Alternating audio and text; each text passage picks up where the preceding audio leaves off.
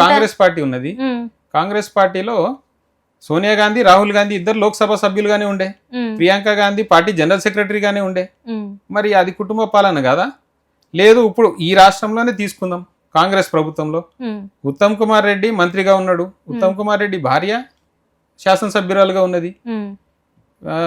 గడ్డం వివేక్ గారు మంత్రిగా ఉన్నారు. వివేక్ గారి కొడుకు ఎంపీగా ఉన్నాడు. వివేక్ గారు అన్న ఎమ్మెల్యేగా ఉన్నాడు. అవి కాదా?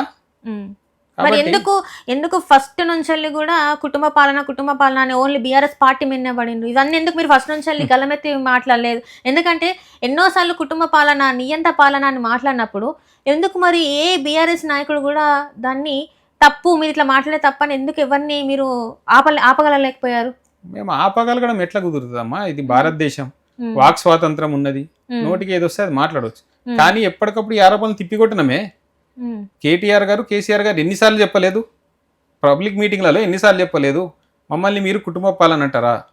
మోతీలాల్ నెహ్రూ కొడుకు జవహర్లాల్ నెహ్రూ, జవహర్లాల్ నెహ్రూ కూతురు ఇందిరాగాంధీ, ఇందిరాగాంధీ కొడుకు సంజయ్ గాంధీ, రాజీవ్ గాంధీ భార్య సోనియా గాంధీ, సోనియా గాంధీ గారి కొడుకు రాహుల్ గాంధీ గారి సోదరి ప్రియాంక గాంధీ.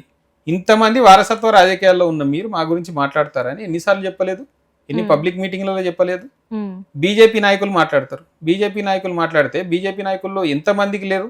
ఇప్పుడు గతంలో వసుంధర రాజే గారు రాజస్థాన్ సీఎం ఉండే, ఆవిడ కొరకు దుష్యంత్ సింగ్ ఆయన ఎంపీగా ఉండే. వారసత్వ రాజకీయం కాదా? మేనకా గాంధీ ఆవిడ కేంద్ర మంత్రిగా ఉండే బీజేపీ నుండి. ఆవిడ కొడుకు వరుణ్ గాంధీ ఆయన ఎంపీగా ఉండే. అది కుటుంబ రాజకీయం కాదా?